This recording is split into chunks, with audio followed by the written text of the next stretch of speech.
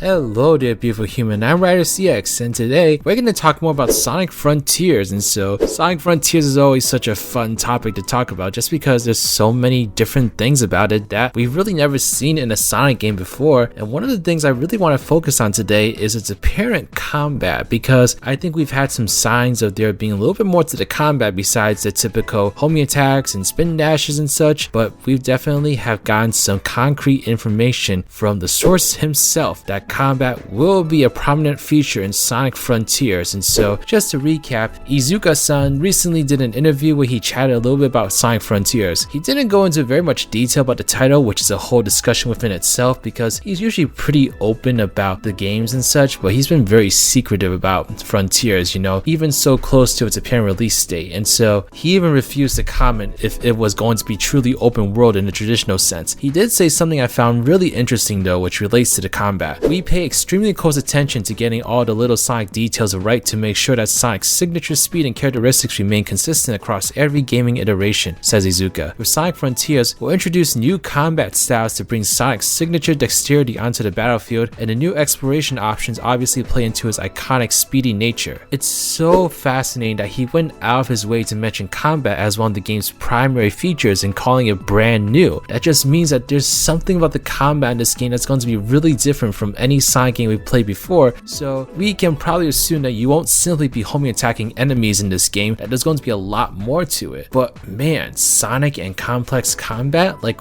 what does that actually look like? Because the only time we've really seen combat fully represented in a Sonic game is in multiple characters, you know, for instance the mech shooting levels in the adventure games, that was a form of combat. We also saw the Hedgehog in Sonic Unleashed, that was just a whole nother level of combat that we've never seen in a Sonic game. The only other times we've seen combat in a traditional sense were in like fighting games, you know, like Sonic the Fighters and Sonic Battle. And so what could combat beyond just homing attack and spin dashing look like in Sonic Frontiers? So the only way I really could answer this question was to actually look back at certain Sonic games and to see what kind of combat features they included in there that was slightly different beyond homing attack and spin dashing. So there's actually quite a few Sonic games, at least 3D ones, that did incorporate some kind of combat mechanism that wasn't immediately obvious to me, but some of these games do present some interesting ideas in terms of how the combat could look like in Frontiers. So the first game we're going to start off with is Sonic Heroes. And so Sonic Heroes is interesting in itself because while Sonic was still limited to homing attacks and, well, in this game the Rocket Excel, there was a little nuance in the combat due to the fact that enemies had varied life bars and you were able to level up your characters. This would be pretty reasonable to implement into Frontiers, as Sonic being able to level up is a very natural mechanic to have in an open world game, and not even just open world games but in 3D platformers in general. And so leveling up Sonic would be a really good way to add a little more nuance into his combat without getting overly complex. And upgrading would just be great in so many ways because you can either earn new abilities that allow you to progress through the game, you know, go to new areas that you're not able to go to before, or you can just make your attacks more powerful or have very different variations of them that make them a little bit more interesting and dynamic. And so upgrading is definitely a good thing to include in this game. The enemies could certainly have varying levels of strength as well. It could actually be like Breath of the Wild where you could technically go wherever you want, but you'll need to be prepared for the battle of your life and trying to overcome those tougher enemies and bosses without those upgrades. And so that could also represent another ounce of strategy in the game if they wanted to go in that direction in terms of letting Sonic traverse wherever he wants. But of course, if you're not fully upgraded to encounter all those enemies, then you're gonna pay the price for it. Sonic Heroes did have other aspects of combat like the flight and power formation characters, but I'm not really sure how you could really apply those to Sonic without like really going to other means, which I'm actually going to talk about later on in the video, so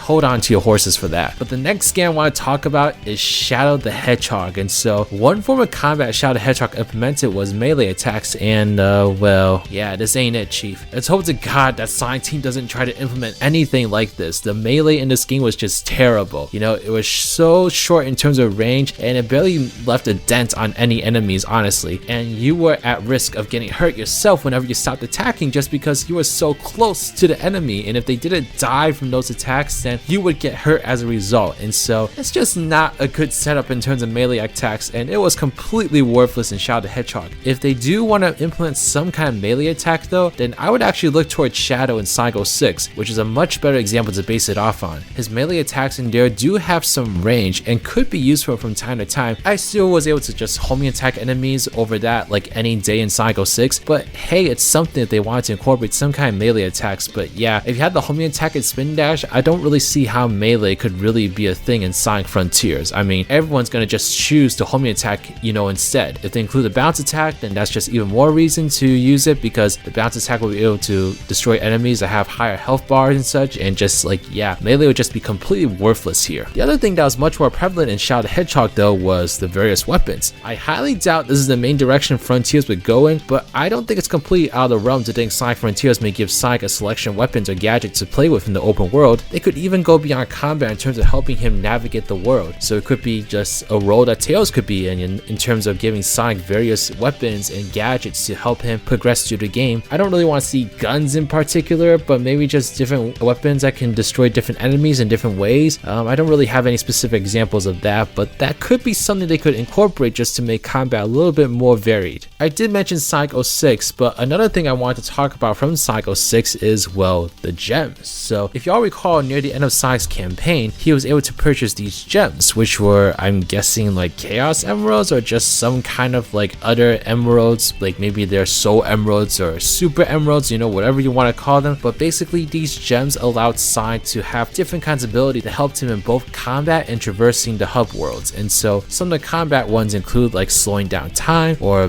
creating this huge tornado that would destroy a lot of enemies around him. And there were also some things that help him to traverse the world, like the purple gem, which basically allowed you to break the game and go wherever you want. There's also this like skyrocketing gem that basically skyrocketed you in whatever direction you drew it in.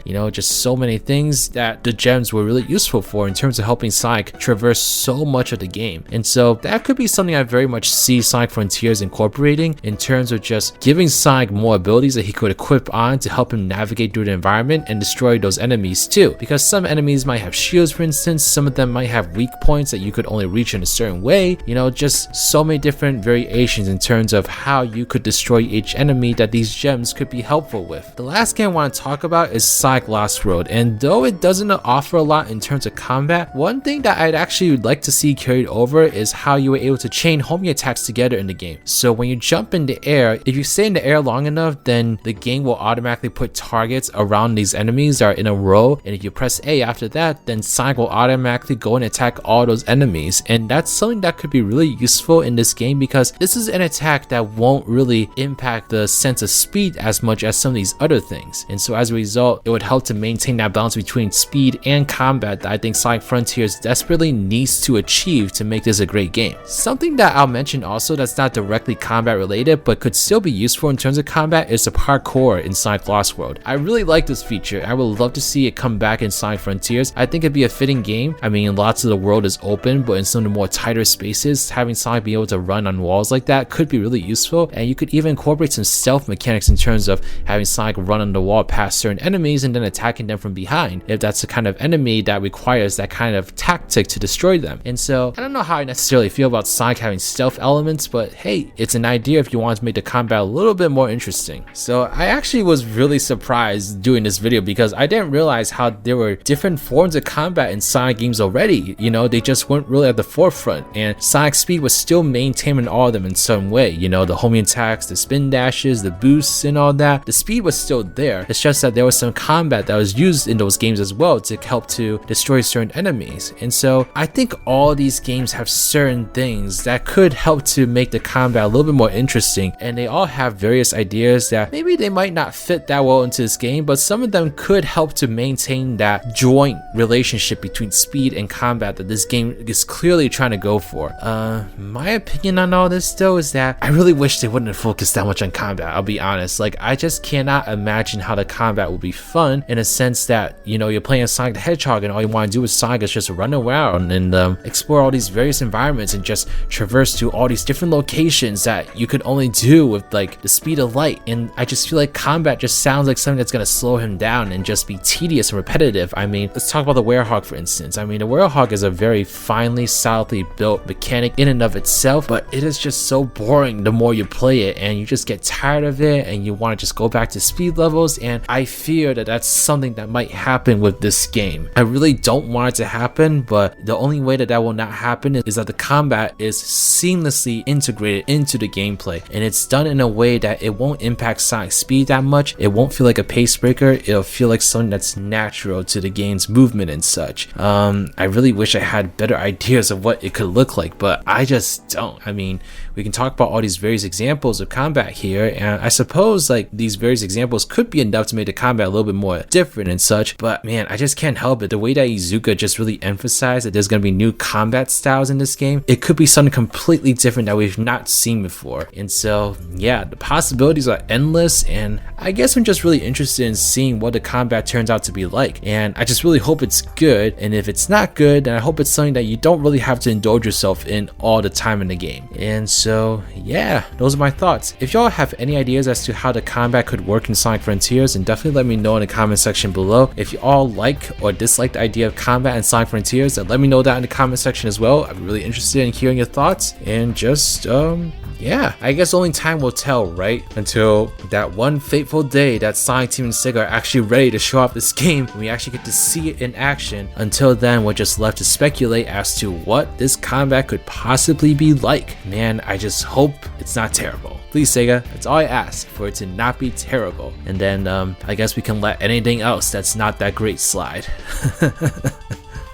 Thank you so much for watching this video. Special shout out to my patrons, New Gamer Hub, Team Rattle Sign Gamer, Trash Q, Claw84. These are my patrons / YouTube members. If you'd like to become a patron or YouTube member and get access to a whole bunch of different perks, then please check out the links in the description box below. But alright, this is Riders, riding out.